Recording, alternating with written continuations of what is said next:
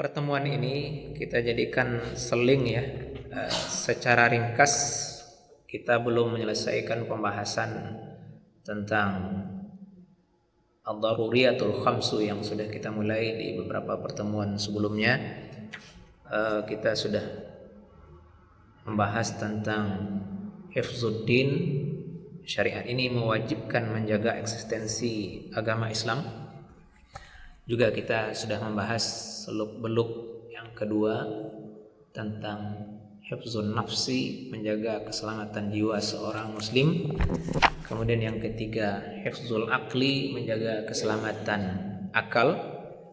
Dan yang keempat hifzul irdi atau hifzun nasli, menjaga keselamatan, kehormatan dan keturunan. Dan yang terakhir adalah pembahasan tentang hifzul mal, menjaga keselamatan harta. Pertemuan ini Bapak dan Ibu, ini saya pulangkan ke diri saya dulu ya, bahwasanya kecenderungan kita ngaji sebenarnya harus disyukuri dengan perjalanan umur.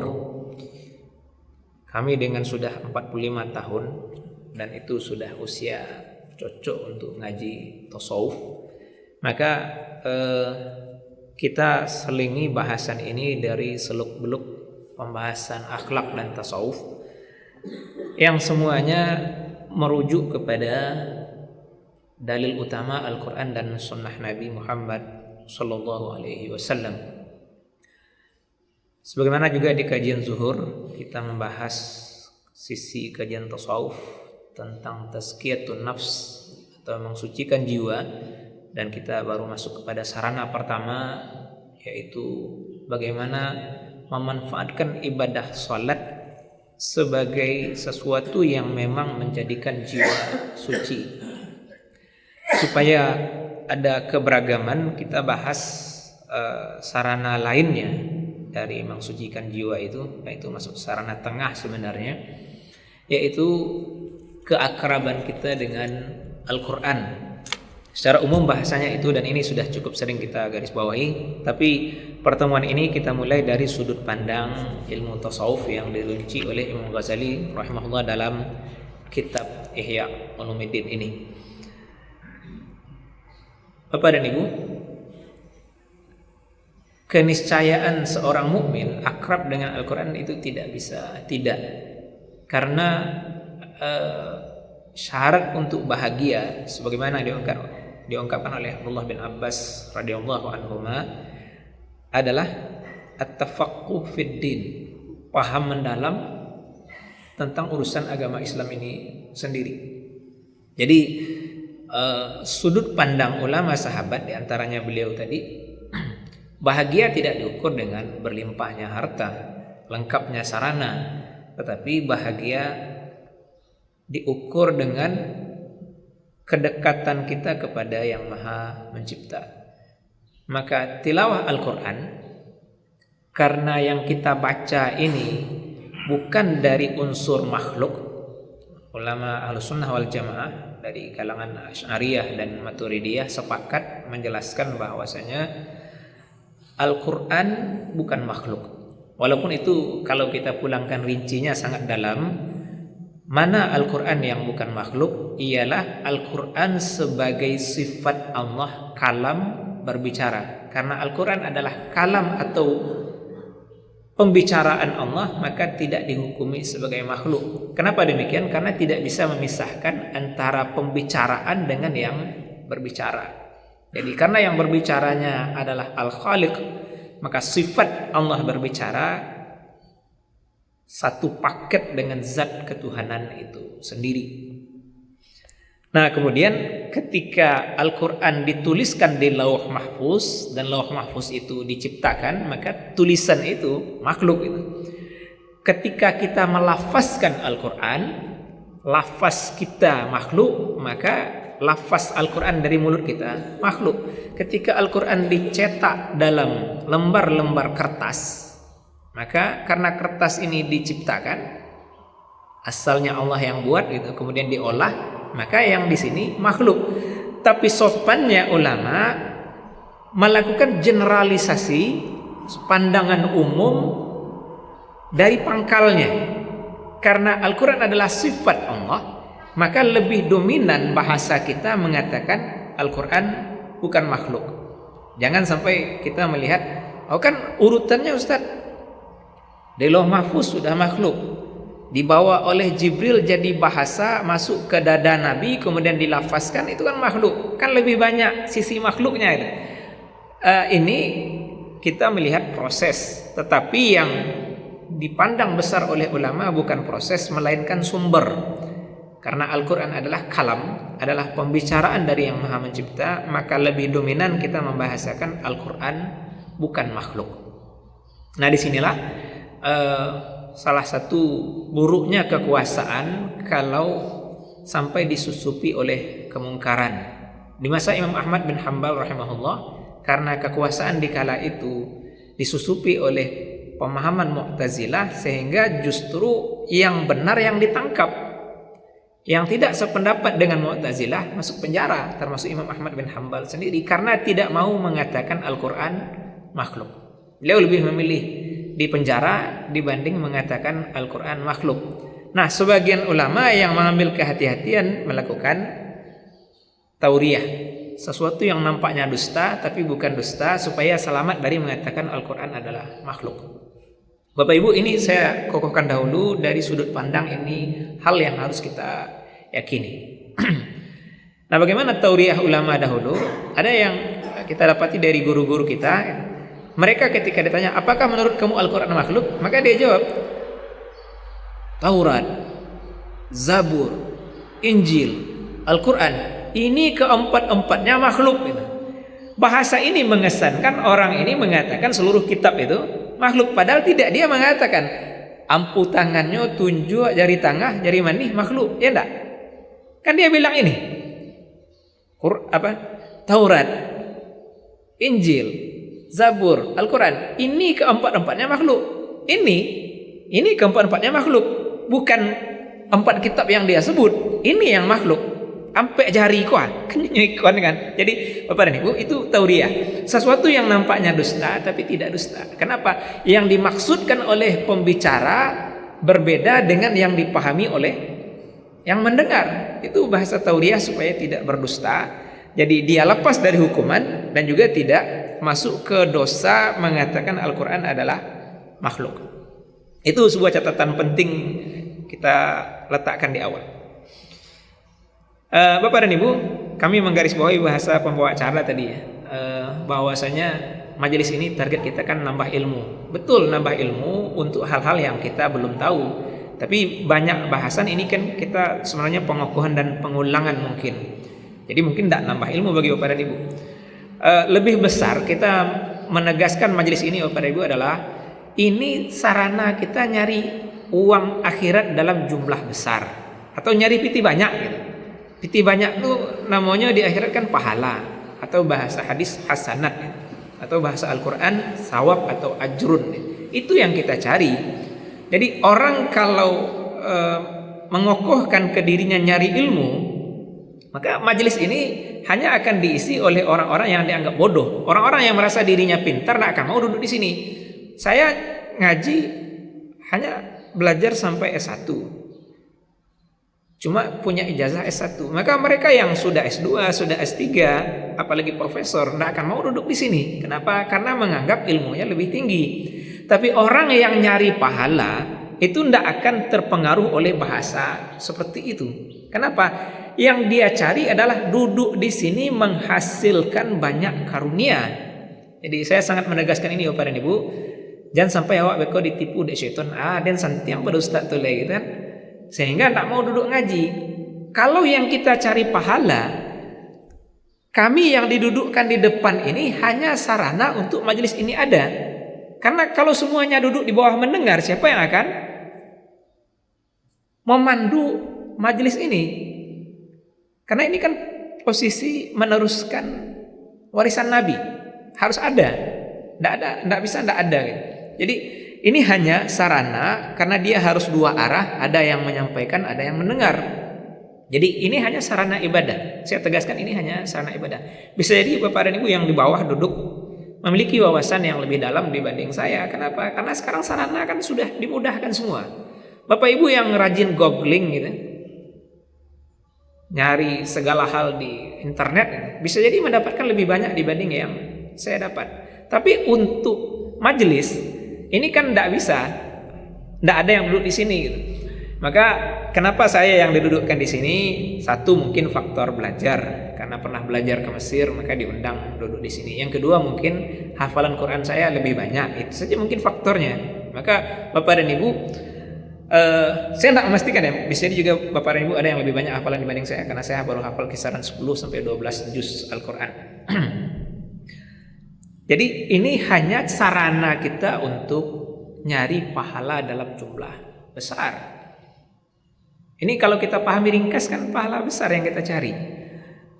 Tidak ada kita yang sanggup umrah tiap pekan, tapi pahala itu bisa kita raih dengan duduk di sini. Kan bahasa Nabi simpel kita pahami itu. Man shallal ghadata fi jama'atin summa qa'ada yadhkurullah hatta tatlu'a asy-syamsu summa yusalli rak'ataini kanat lahu minal ajri kal haji wal umrah tammatan. Bahasa hadis ini kan bahkan menyebut haji ya. Saya garis bawahi umrahnya sajalah, karena waktu umrah dengan majelis ini lebih kurang sama. Siapa yang subuh berjamaah, kemudian habis subuh dia duduk berzikir. Nah, duduk kita ini karena majelis ilmu, ulama memahami ini majelis zikir, majelis yang menjadikan kita ingat kepada Allah Ta'ala. Saya melafazkan puja dan puji kepada Allah Ta'ala. Bapak dan Ibu mengikuti itu dengan jantung hati, maka berarti kita ikut memuja dan memuji Allah Ta'ala. Saya mengajak Bapak dan Ibu bersolawat. Itu kita semua dalam rangka berzikir. Jadi duduk kita berzikir. Habis itu kita tunggu matahari terbit. Lebih kurang sekarang 6.12an ya. Habis itu kita tunggu dia naik. Kita ambil fatwa ringan, diantaranya fatwa Mesir itu 15 menit sesudahnya. Nah, kalau pakai fatwa Muhammadiyah yang 27 sampai 29 menit berarti harus lebih sabar lagi untuk duduk lebih lama beribadah. Habis itu sholat 2 rakaat. Dikasih pahala setara haji dan umrah. Kita ambillah umrah sunat saja begitu. Bapak Ibu, itu orang kaya sekali kan sanggup umrah sekali sepekan kan. Maka kita dapat pahala ini karena Bapak dan Ibu merutinkan majelis ini. Sabtu subuh selalu duduk ngaji gitu. Karena mungkin hari lain dengan kerja harus buru-buru berangkat, sehingga tidak mungkin i'tikaf 6.12 tambah 15 menit 6.27 gitu kan. Habis itu sholat lagi. Maka dia keluar mungkin sudah 6.40-an.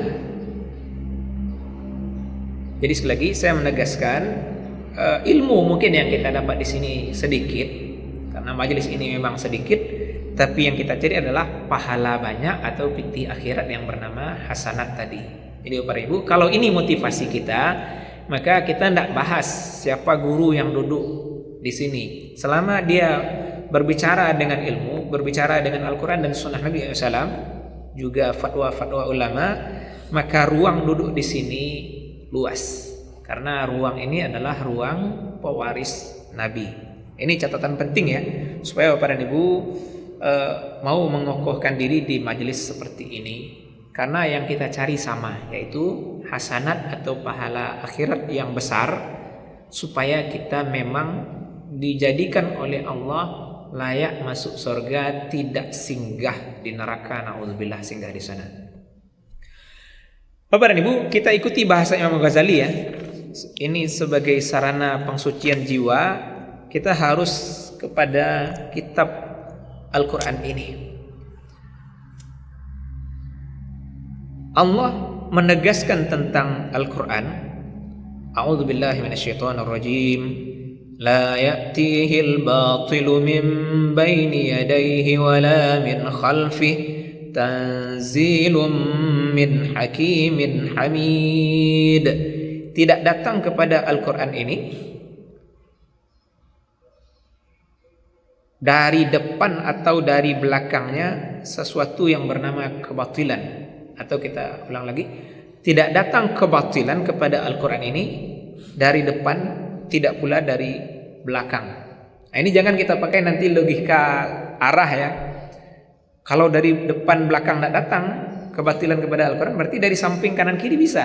Tidak. Ketika pembicaraan soal kalam Allah, dua arah ini sudah arah yang kokoh gitu. Jadi jangan lagi dibahas soal kanan kiri. Pembahasan kanan kiri adalah pembahasan tentang syaitan. Itu memang syaitan punya ruang datang dari depan, belakang, kanan, kiri. Nah, syaitan tidak datang dari bawah dan dari atas. Beda dengan pembahasan Al-Quran, penegasannya adalah dua arah ini. Karena pembicaraan pasti dari dua sisi ini yang ditegaskan. Jadi Bapak dan Ibu, bahasa ini menunjukkan Al-Quran itu tidak punya ruang sesat, tidak punya ruang salah. Seluruh yang dari Al-Quran pasti benar. Nah, ini keyakinan kita sebagai mukmin. Dan kalau kita mau mengokohkan keyakinan kita, Al-Quran ini pasti benar gitu. Atau kalau kita kayak bahasa umum, ini adalah hal yang aksiomatik ya, yang pasti benar tanpa perdebatan. Itu ulama sudah mengkaji secara dalam bagaimana Allah menjaga kitab ini sepanjang waktu. Cara turun Al-Quran dibuat oleh Allah terjaga. Sesudah dituliskan oleh sekretaris wahyu, Al-Quran juga terjaga, sehingga tidak punya ruang untuk diperselisihkan.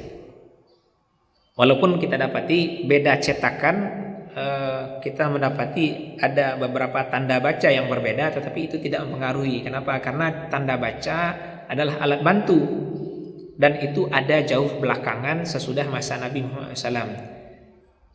Jadi kita ulang kembali, Al-Quran di masa Nabi ditulis tanpa titik dan baris, benar-benar gundul, lebih gundul dibanding Arab gundul sekarang. Tidak ada titiknya. Nah, bagaimana cara membedakannya? Satu adalah hafalan, yang kedua adalah pemahaman bahasa. Kalau di depannya hum, yang lamun atau yang malun, tidak mungkin tak malun. Kenapa? Hum cocoknya dengan ya. Kalau depannya antum pasti ta'lamun atau ta'malun. Kenapa? Karena antum cocoknya dengan ta. Itu kaidah bahasa. Jadi orang yang belajar bahasa Arab, apalagi menghafal Al-Quran, mudah membedakan walaupun tidak ada titik dan baris. Nah, sekarang berbagai cetakan, sarana alat bantunya justru bikin baris-baris yang unik itu. Maka kita yang mungkin tidak belajar bahasa Arab pakai versi cetakan Arab itu kadang sering salah, terutama di gharaibul Quran, hal-hal yang unik di Al-Quran. Kenapa demikian?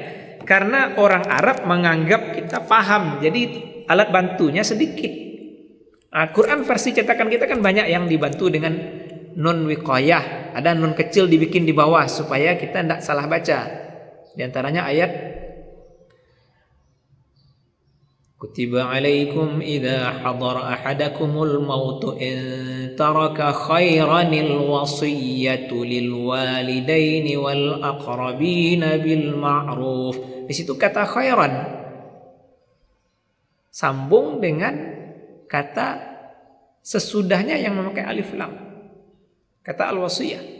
Maka kalau orang tidak paham, dia akan baca khairan ini nyambung langsung kayak idgham bila gunnah, jadi khairal wasiyatu. Maknanya jadi berubah. Kenapa?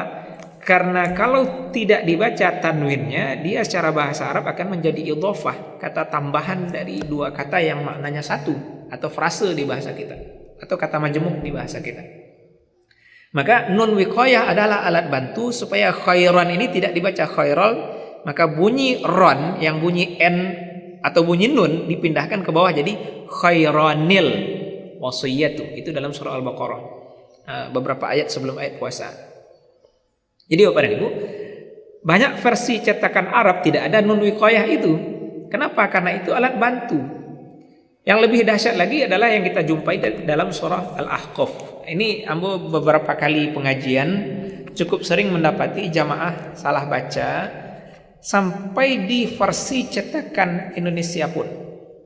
Nah, ini kita dapati surah Al-Ahqaf di juz 26 ini.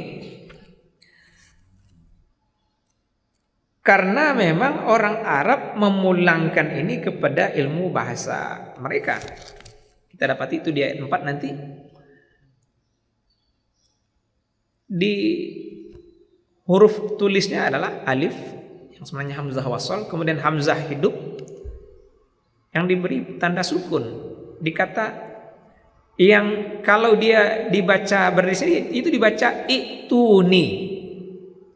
Nah, kita di sini ngikut Imam Asim dari muridnya Hafaz, bahwasanya ini ditashil.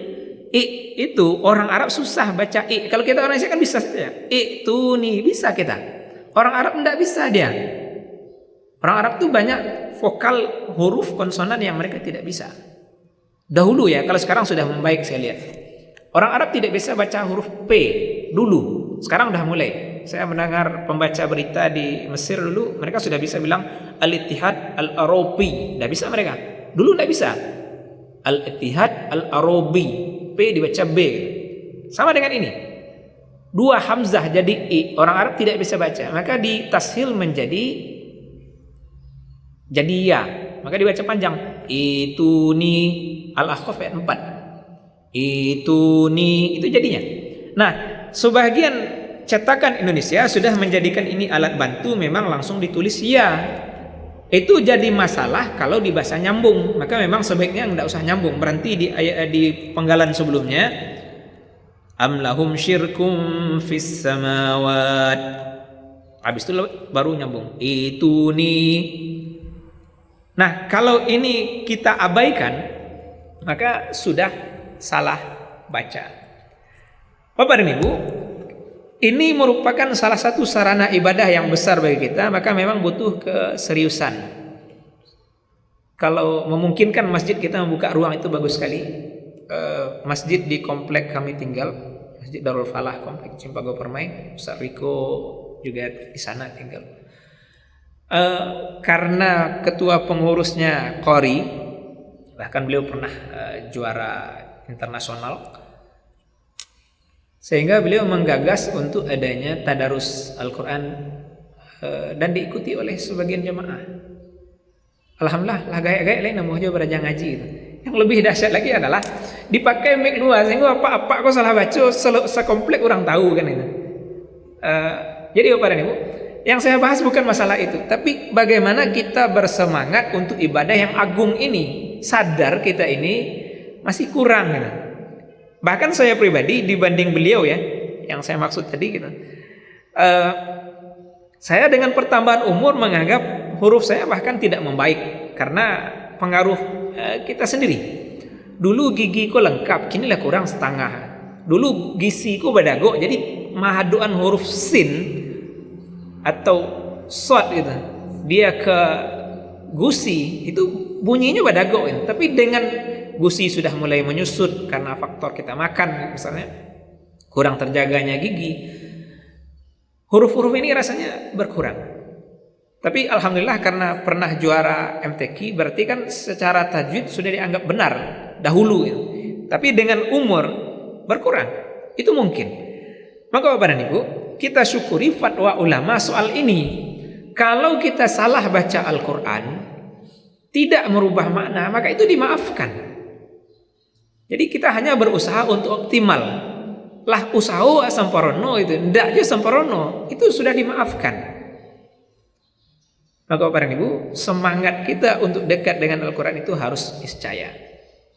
Ndak bisa ndak. Nah, permasalahan kita adalah kita sering disibukkan oleh hal-hal duniawi sehingga keseimbangan kita dengan Al-Quran itu menurun. Walaupun memang kita kembali ya, saya cenderung memilih bahasa syukur kita dengan fatwa ulama. Kalau kita ikut bahasa Nabi yang dipahami menjadi standar sunnah gitu, kita harus 1 juz sehari. Itu baru kita dibilang dekat dengan Al-Quran. Karena itu perintah Nabi kepada Abdullah bin Amr bin As radhiyallahu anhu.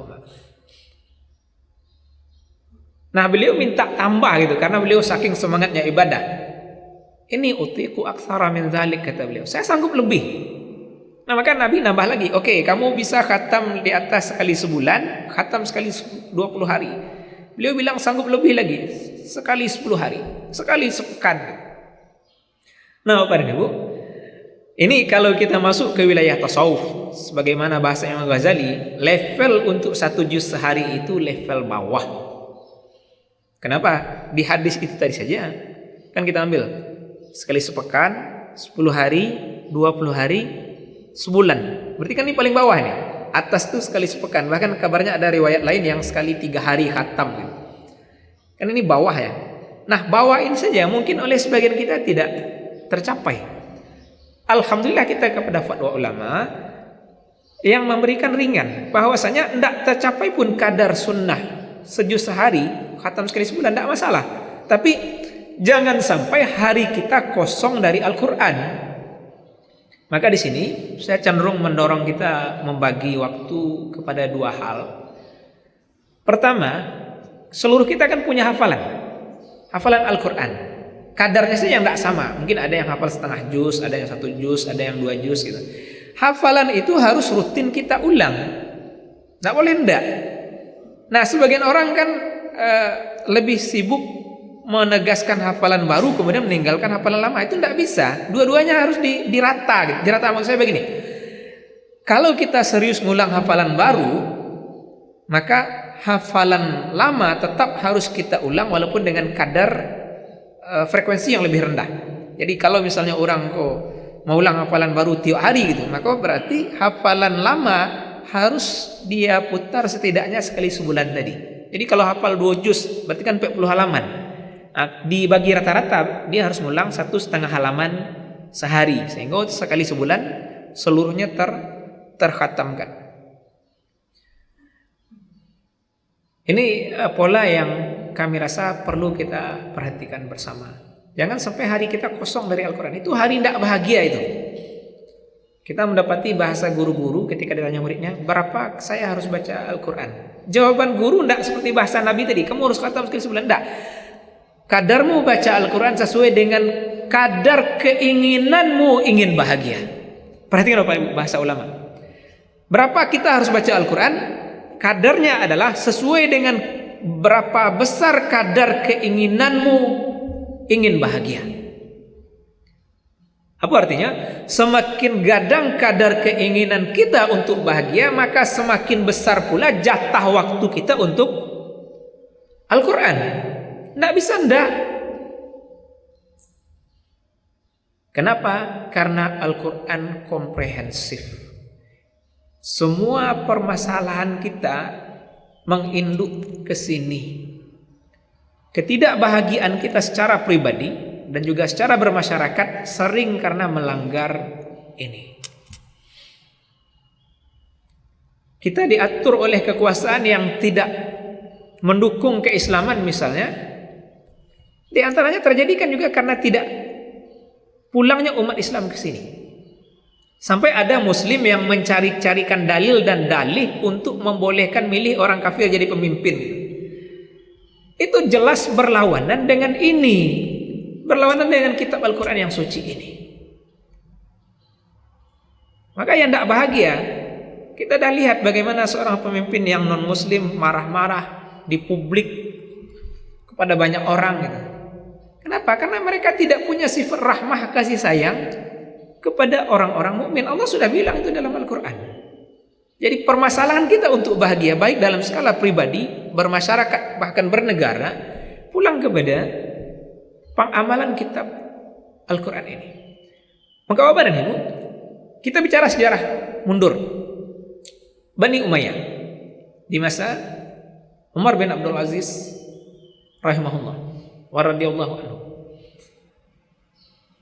Kenapa sampai kebahagiaan waktu itu sehingga amil zakat bingung mau membagikan zakat ini kemana?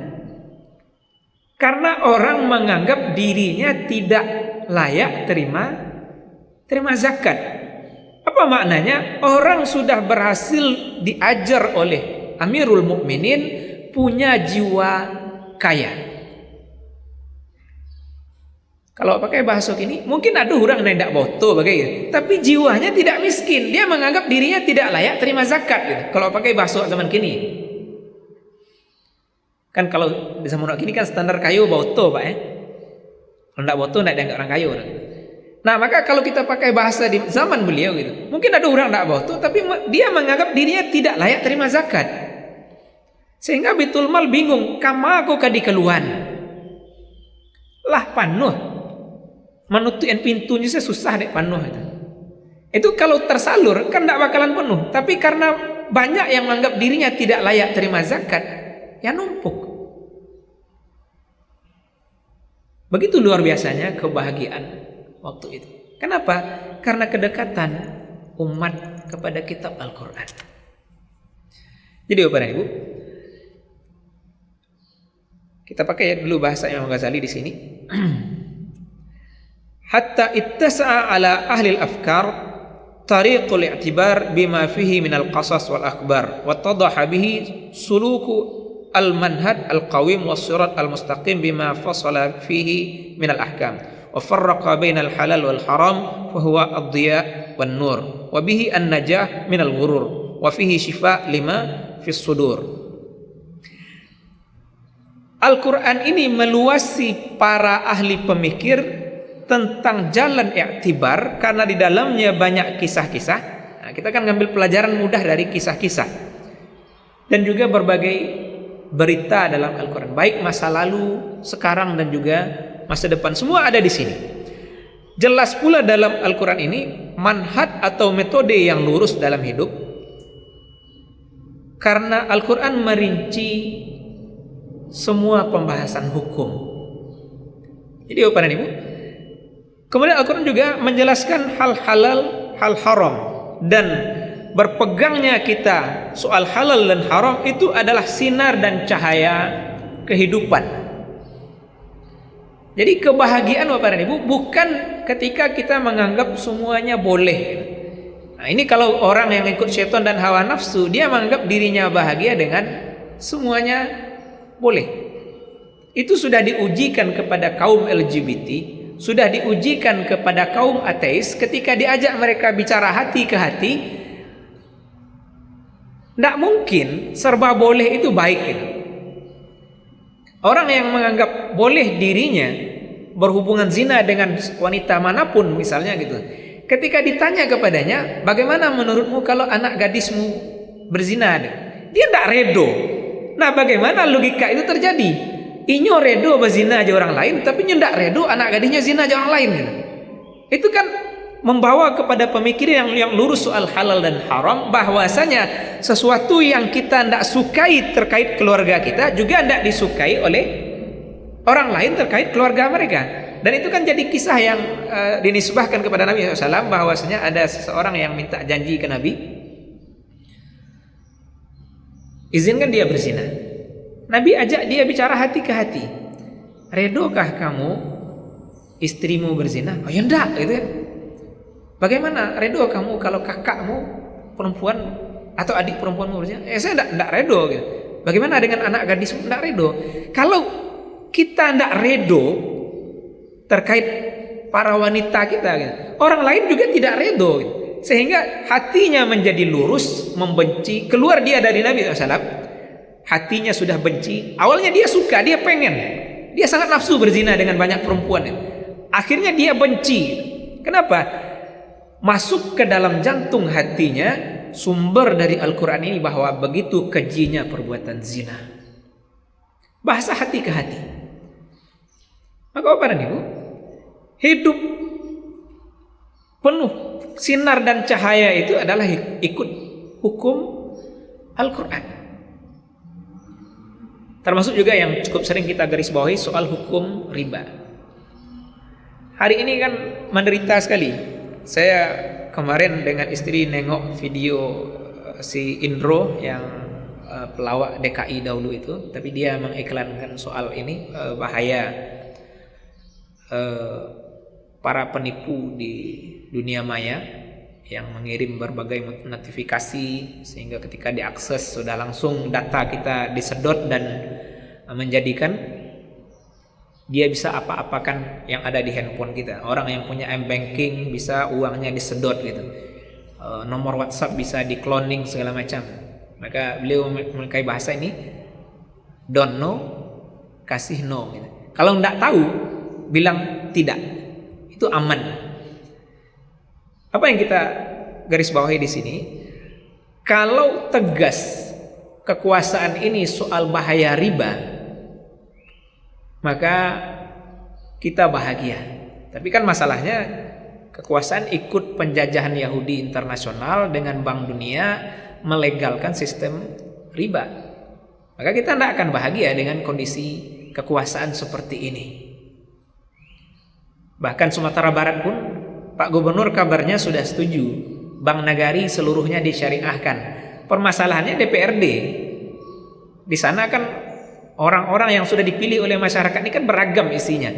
Adonan pro komunis, adonan liberal, adonan segala macam. Yang mendukung Islam cuma paling beberapa orang. Nah, ketika ada wacana menjadikan Bank Nagari murni syariah gitu, ainan model-model tadi itu tidak setuju gitu. Karena apa? Inyo lah biasa dapat labo dari nan haram. Jadi Bapak dan Ibu, kita tidak akan bahagia kalau tidak lurus dengan berpegang hukum Al-Quran dan Sunnah Nabi SAW. Walaupun tentu kita seperti kisah yang terjadi di masa Umar bin Khattab radhiyallahu anhu, ada orang Mesir datang ke sana mengatakan, kami di Mesir banyak Al-Quran tidak diamalkan. Umar pulangkan ke dia, apakah engkau sudah mengamalkan seluruh Al-Quran? Dia pulang ke dirinya, belum gitu. Bagaimana engkau menuntut orang lain mengamalkan seluruh Al-Quran sedangkan kamu sendiri tidak mengupayakan untuk dirimu sendiri? Maka dari sudut pandang ini kita menegaskan, kita tidak bahas orang lain, tapi mari kita bicara skala pribadi, kemudian dia menjadi sesuatu yang kolektif. Maka bagus sekali bahasa da'i di Mesir, aqim daulatal Islam fi nafsik taqum fi daulatika. Tegakkan syariat Islam itu, agama Islam itu di dirimu, maka dia akan tegak di negaramu. Nah sekarang pribadi yang berusaha menegakkan Islam di dirinya jumlahnya sedikit. Apa buktinya?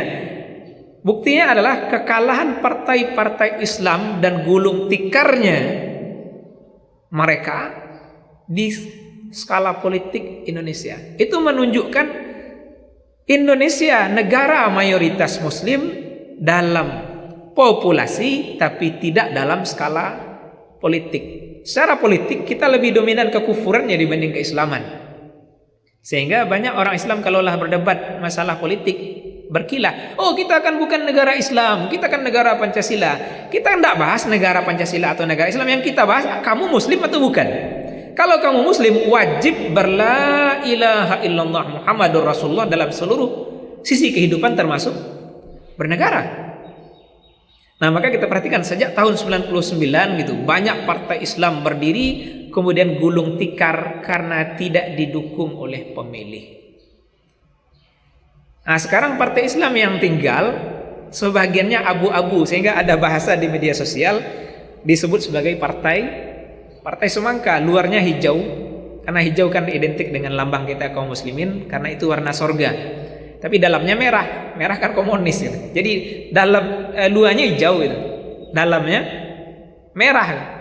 Kenapa demikian? Karena mereka membuat label azas Islam, tetapi tindak tanduk politisinya, kebijakan-kebijakan politiknya lebih dekat kepada kekufuran dibanding keislaman itu sendiri.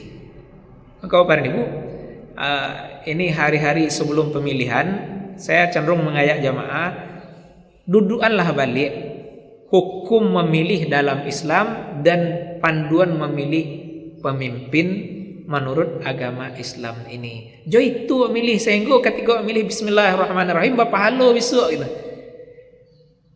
Karena milih ini bisa jadi dosa, bisa jadi pahala, bisa jadi dosa. Kenapa? Karena dia sarana. Milih itu sama kayak pisau. Pisau bisa dijadian mendabih kambing kurban, bapak halo gitu. Pisau bisa disuan ke orang, dosa munuh orang kan. Sama muslim maksudnya. Nah maka milih pisau itu. Dia bisa bermanfaat, dia bisa berbahaya. Maka sebagian mereka yang mendukung kekuasaan yang memang nampak tidak redo dengan jayanya Islam menyesal. Kenapa milih si fulan itu dulu? Kenapa milih partai ini? Kenapa pilih anggota dewan yang ini? Seluruhnya tidak menunjukkan loyalitas. keislaman. Sampai hari ini yang viral, seorang menteri gitu, ketua partai politik justru ringan lidahnya memandang sepele masalah ibadah sholat. Itu kan pahit sekali itu. Semestinya dia kan jaga lidah, bahwasanya pernyataannya ini akan berpengaruh besar. Jadi apa nih Bu? Tidak bisa lepas kita dari pengulangan kitab Al-Quran ini, karena seluruhnya di sini. Nah, permasalahan kita yang saya cukup sering garis bawahi adalah sebagian awak kadangnya tipu dek syaitan, menganggap puas cukup denganlah tercapai target baca sajus sehari huruf per huruf. Tapi ketika ditanya anan dibaca, anan lewat ngarati, ndak ada. Maka saya sangat mendorong sarana paling mudah itu baca terjemahan. Jadi marilah bagi waktu kita baca Al-Quran huruf per hurufnya, kemudian baca terjemahannya. Karena baca terjemahan itu sarana untuk mengerti kecik Tuhan kawak gitu. Lah baca terjemahan bako pasti terdorong untuk duduk ngaji. Kenapa?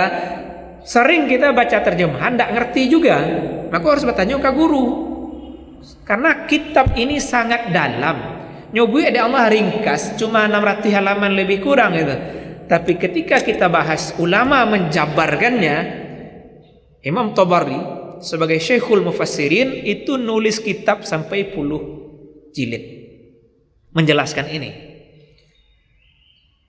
Dan tafsir Tabari tidak membahas seluruh masalah. Kalau mau membahas Quran dari sudut pandang hukum harus baca tafsir Qurtubi gitu. Kalau mau merasakan kedalaman bahasa Al-Quran, perjalanan ruh, tidak ada bahasa selain Sayyid Qutb. Jadi banyak sekali ruang yang harus kita isi. Maka awak duduk ngaji sebentar kok kan cuma jalan ya, supaya ada sisi yang tidak kosong di diri kita. Mencari rahmat Allah dengan duduk di majelis seperti ini. Bahkan kalau kita ikut bahasa ulama Bapak Ibu ya, karya Imam Nawawi rahimahullah sendiri gitu, beliau meninggal di umur yang relatif muda, tidak sampai umur pensiun, lebih kurang cuma umur 54 tahun kan, atau bahkan kurang. Karya beliau menurut sebagian orang, umur untuk membaca karya Imam Nawawi itu saya mungkin tidak cukup dah. Mati wa alun selesai baca kitab Imam Nawawi seluruhnya lagi. Bagaimana berkahnya umur beliau? Beliau nulis tidak dengan komputer yang canggih gitu, tapi tulisan tangan gitu. Bisa nulis karya-karya luar biasa.